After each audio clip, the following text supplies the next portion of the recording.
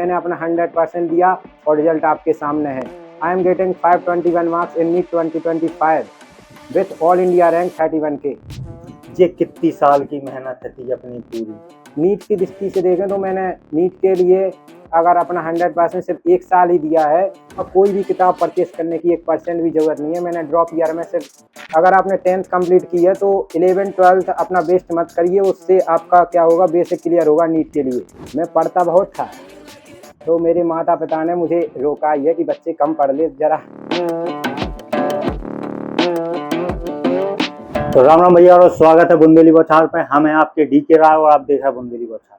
जैसा कि आप लोगों का पता ही है कि बुंदेली बौछार हर क्षेत्र में काम करते हैं, चाहे शिक्षा जगत होगा या न्यूज जगत होगा, मनोरंजन जगत होगा। आज शिक्षा जगत को से एक छात्र जो छतरपुर डिस्ट्रिक्ट को है, गुहारा तहसील को है, उन्हें अगर नीट की परीक्षा पास करी है। कहते हैं ना कि शिक्षा बहुत शेरनी का दूध है, जो पियत है सो दहाड़त है। आज एक शख्सियत अपने बीच में है जो कोई कोचिंग नहीं करी, ऑफलाइन सेंटर पर नहीं गया, जिन्हें लाखों रुपया बर्बाद नहीं करे और घरे बैठ के नीट की परीक्षा पास करी। सत्यम भाई आज अपने बीच में। सत्यम, स्वागत है बुंदेली बौछार पे। थैंक यू आपका।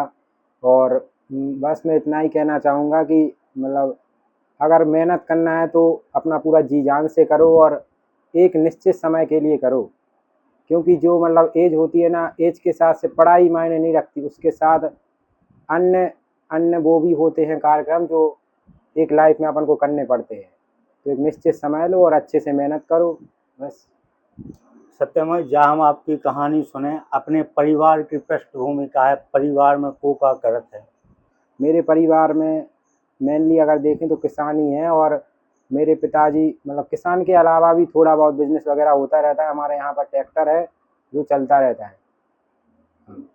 अपन ने 10वीं पास करी, कछु बच्चन को तो ऐश्वर्य के जी के परिवार में जैसे अपने घर वाले खेती कर रहे हैं, तो खेती के बारे में जो बता देते भैया तुम्हें जहाँ नौकरी करने आए इस क्षेत्र में जाने, तो अपन को जो ख्याल कैसे आओ कि नीट की परीक्षा करने पहले ही से बचपन से कोनो प्लान है तो घर वालन को या आपको, या जो 12वीं के आते बनूं?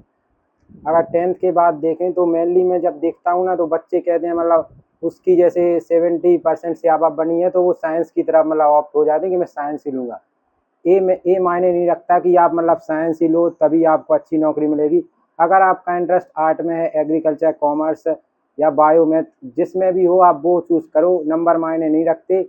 और अगर आपको मतलब अगर आप मेहनत नहीं करते तो आप कोई भी सब्जेक्ट ले लो, आप 12th में स्टेट टॉप भी मार दो तब भी आपका कुछ नहीं होगा अगर ना आपने अच्छे से पढ़ाई नहीं की तो।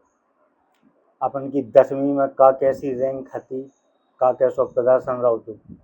10th में अगर देखें तो 10th में मेरी स्कूल में 3rd रैंक भी नहीं लगी थी, जिसका मुझे काफ़ी अफसोस था कि मतलब अभी तक मैं कहाँ जी रहा था, जबकि मेरे फ्रेंड्स जो हैं 1st 2nd 3rd रैंक लेकर आए थे बॉयज़ हाई सेकेंडरी स्कूल में। बस मैं यही कहना चाहूँगा मतलब फिर मैंने मतलब उसका मुझे अफसोस हुआ तो मैंने जो छुट्टियाँ होती हैं ना 10th के बाद, तो 10th के बाद मैंने उन छुट्टियों को एंजॉय 1% भी नहीं किया। मैंने 11th में मैं डिसाइड कर चुका था कि 11th में बायो ही लूँगा और बायो में 11 12th में मैं अच्छी परसेंटेज लाऊंगा अपने स्कूल में और अपने माता पिता का नाम रोशन करूंगा। तो मैंने जो समर होता ना 10th के बाद, उसमें मैंने पढ़ाई ही मतलब की है, मैंने उसको एंजॉयमेंट में बिल्कुल नहीं रखा। और जब मेरी 11th आई तो 11th में मेरे काफ़ी बेसिक्स क्लियर हो गए थे एंड 11th में अगर देखें तो मेरी 89% बनी थी 11th में एंड स्कूल में मैं सेकंड आया था। उसके बाद जब 11th के बाद जब मैं 12th में आया और 11th में साथ में मैं मतलब नीट के लिए भी अपना बेस तैयार कर रहा था, और उसके बाद जब मैं 12th में आया तो मेरी 92.2% बनी थी बॉयज़ हाई सेकेंडरी स्कूल से, जीव विज्ञान से। मतलब जो आपने प्लान किया 12वीं पास होने के बाद कि अब नीट की परीक्षा देनी है? हाँ, जब मैंने मतलब 12th को कंप्लीट किया तो मेरा पहले से ही डिसाइडेड था कि मतलब मुझे नीट ही करना है।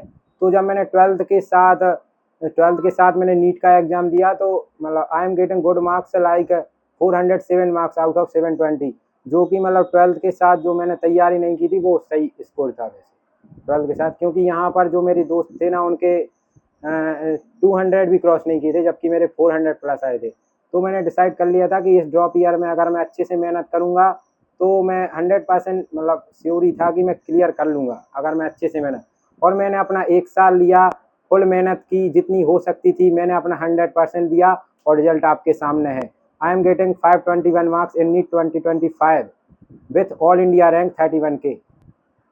तो इनकी 31वीं हजार रैंक लगी है all India rank. And I am getting good GMC in MP। ये कितनी साल की मेहनत थी अपनी पूरी? अगर उसको मेहनत में देखें तो अगर नीट की दृष्टि से देखें तो मैंने नीट के लिए अगर अपना 100% सिर्फ 1 साल ही दिया है। बाकी 11-12 एक बच्चे, एक नॉर्मल बच्चे को जैसे पढ़ना चाहिए मैंने वैसा ही मतलब पढ़ा है। मैंने अलग से नीट के लिए उतना ज़्यादा ना ही मैंने 11-12 में बैच खरीदा ना ही कुछ। मैंने ओनली यूट्यूब से ऑनलाइन तैयारी की है और यहाँ के काफ़ी टीचर्स भी हैं जिनके थ्रू मेरा रिवीजन भी हुआ है स्कूल्स में वगैरह, मतलब ऑफलाइन कोचिंग में, जो कि ऐसे ही नॉर्मल बोर्ड्स के लिए होती है। अभी तक की पढ़ाई में सबसे बड़ा योगदान किसका रहा? फैमिली, शिक्षक? अगर सबसे बड़ा योगदान देखें तो मेरी माताजी का ही रहा है। और मतलब अगर हर बच्चे की मतलब जर्नी को सुने तो उसमें मुझे लगता है कि सबसे बड़ा योगदान उनके माता पिता का ही रहता है, और माता पिता में भी माता का ही सबसे ज़्यादा रहता है, क्योंकि डायरेक्टली माता ही मतलब बच्चे को सपोर्ट करती है। बट मेरे पिताजी ने भी मुझे इनडायरेक्टली सपोर्ट किया है, तो मैं उनका भी धन्यवाद देता हूँ। शिक्षकन का कैसा सपोर्ट रहा?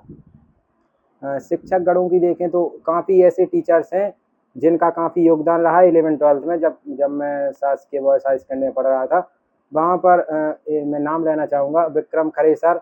उन्होंने काफ़ी योगदान दिया। मैंने उनसे कहा था कि मतलब मुझे अपना बेसिक क्लियर करना है 11-12 में, क्योंकि मुझे नीट की परीक्षा देनी है। तो सर ने मुझे सपोर्ट किया और जो मेरे डाउट्स होते थे वो सॉल्व करते थे। और इसके अलावा केमिस्ट्री में भी संजय खरे, और एंड बायो में भी देखें तो निर्मल सर।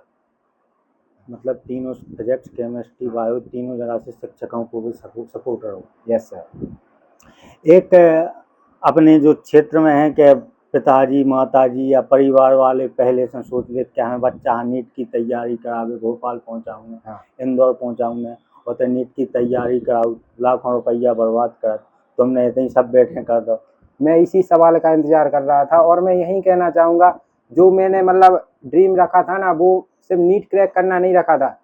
इस समाज की मतलब सोच को घुआरा नगर में अगर देखें तो ऑनलाइन से निकलने वाला नीट में ही एक लौता बच्चा हूँ अभी तक।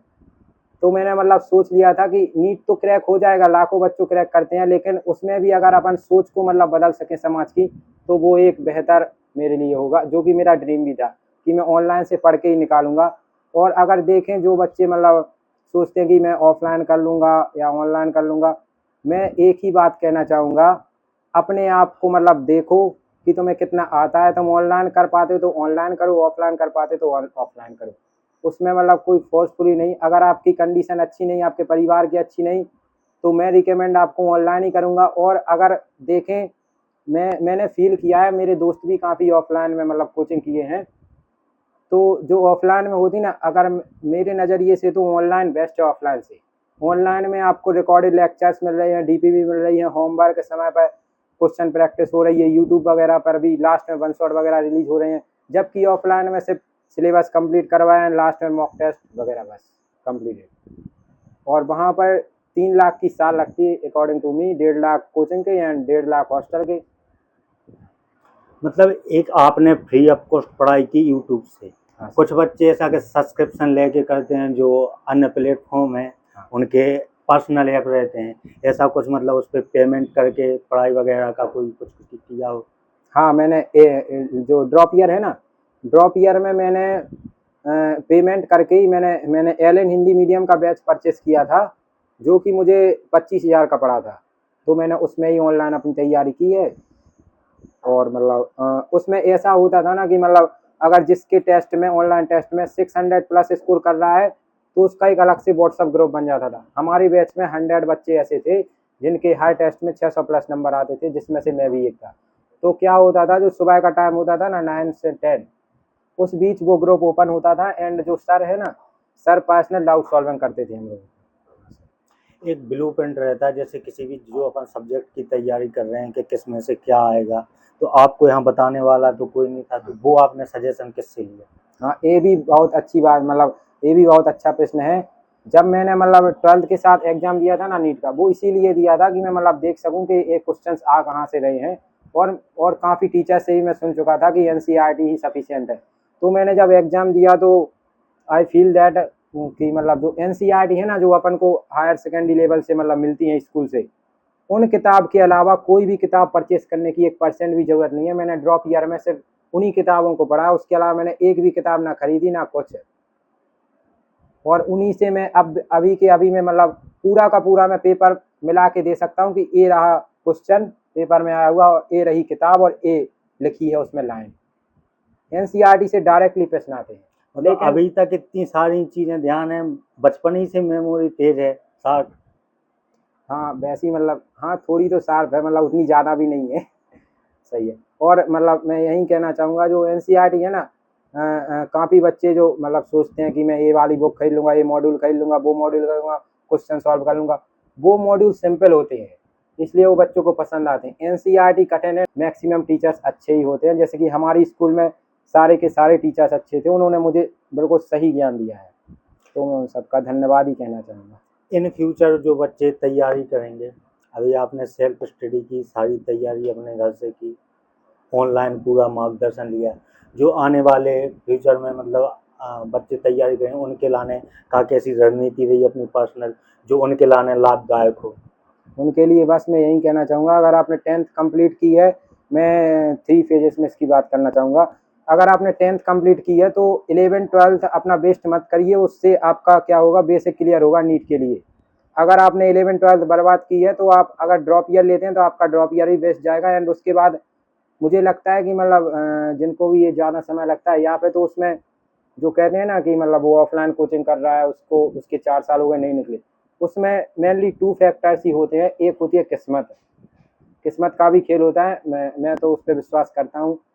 एक किस्मत होती है और दूसरी आपकी 11th-12th। अगर आपने 11th-12th अच्छे से नहीं की तो भी हो सकता है कि आपको थोड़ा ज़्यादा समय लग जाए नीट के लिए। और 11th-12th कंप्लीट है और फिर भी समय लग रहा है तो आपकी किस्मत ही थोड़ी मतलब ऐसी है। तो मैं वैसे और मतलब फर्स्ट फेज में मैंने कह दिया, 10th के बाद 11th-12th मेन है, उससे बेसिक क्लियर होता है, उसको अच्छे से पढ़िए। फिर नीट की या फिर तो 12th के साथ ही निकालने की कोशिश करिए या फिर एक ड्रॉप लेने के पश्चात। और सेकंड में अगर देखें, जो बच्चा 11 जिसकी कंप्लीट हो गई और 12th में है, अगर आप 12th में हो तो 12th बोर्ड पर ही फोकस करिए और 12th बोर्ड में अच्छे मार्क्स लाइए। एंड 12th में जितना हो सके आप बेसिक क्लियर ही करिए। और अब सेकंड फेज कंप्लीट, अब थर्ड फेज है ड्रॉप ईयर। आपने 11th-12th वेस्ट हो गई, अब फिर भी आप चाहते हैं कि मतलब मैं एक साल में निकाल दूं, तो उस एक साल में आपको जो भी आप बैच कहिए हो या फिर ऑफलाइन कोचिंग कर रहे हो या फिर ऑनलाइन कोचिंग कर रहे हो, जो भी सर रिकमेंड करते हैं उसको 100% फुल फोकस के साथ सुनो। उनकी छोटी छोटी बात भी आप अगर वो फील नहीं कर पाओगे उनकी छोटी छोटी बात, तो आपका वो ड्रॉप ईयर वेस्ट चला जाएगा। उनकी हर बात मानो, हर बात को मतलब महसूस करो कि उनका कहने का मतलब क्या है, फीलिंग्स लो उनकी, तभी आपका वो ड्रॉप ईयर सक्सीड होगा एंड यू विल सिलेक्टेड। एक अपना आइडियल होता है जिसको अपन मानते हैं कि मुझे इसके जैसा बनना है, ऐसा कोई रहा है अभी तक? हाँ, आइडियल अगर देखें तो मतलब मेरे घर में एक तो मेरी माता जी ही हैं और दूसरे मेरे मामा हैं, यहीं के मतलब नगर परिषद अध्यक्ष हैं जार सिंह। जब मैं वहाँ पर उनसे मिलने गया था तो ये बात मुझसे मतलब किसी ने भी नहीं कही, उन्होंने ही कहा था कि तुम्हारी घर की परिस्थिति उतनी भी ठीक नहीं है, तो तुम मतलब दिन रात मेहनत करो और तुम्हें अपने घर का नाम ऊपर उठाना है। एक बात उन्होंने ही कही थी कि दिन रात पढ़ो। और जबकि यहाँ पर क्या होता था, मैं पढ़ता बहुत था, तो मेरे माता पिता ने मुझे रोका ही है कि बच्चे कम पढ़ ले जरा। मैं पढ़ता रहता था क्योंकि ज़रूरी था वो।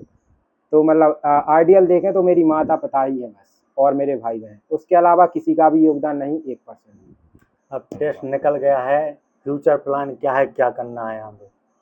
फ्यूचर प्लान तो अभी एमबीबीएस ही करना है, उसके बाद देखेंगे नीट पीजी फिर एमडी। अब आगे का पूरा प्लान है कि क्या करना है, कैसे करना है, सारी चीज़? हाँ, वो सब कवर्ड है।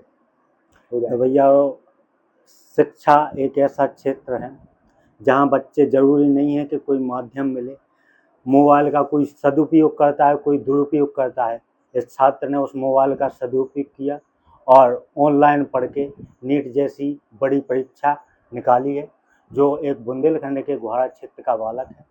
ऐसे ही आप लोग भी पढ़ो और आपको भी फ्यूचर में जो भी आप करो अच्छे से करो, फ्यूचर में जो भी आप करो के लाने बहुत बहुत शुभकामनाएं। बुंदेली बौछार की तरफ से बहुत बहुत शुभकामनाएं। आप लोग बुंदेली बौछार का देखते रहो। जयराम जी, जय बुंदेली। अब अपने सपनों की पढ़ाई कीजिए अपने ही शहर के पास।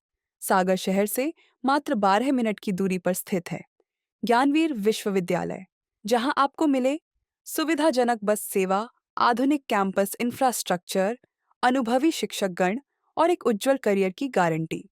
यहाँ उपलब्ध है प्रमुख पाठ्यक्रम जैसे management, pharmacy, agriculture, engineering, law, fine arts, hotel management, संगीत और नृत्य, पत्रकारिता और जनसंचार, परफॉर्मिंग आर्ट्स, जनरल कोर्सेज, शारीरिक शिक्षा, योग, पीएचडी सभी विषयों में।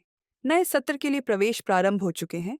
अधिक जानकारी के लिए संपर्क करें 977-0-522-117 या 977-0-523-279।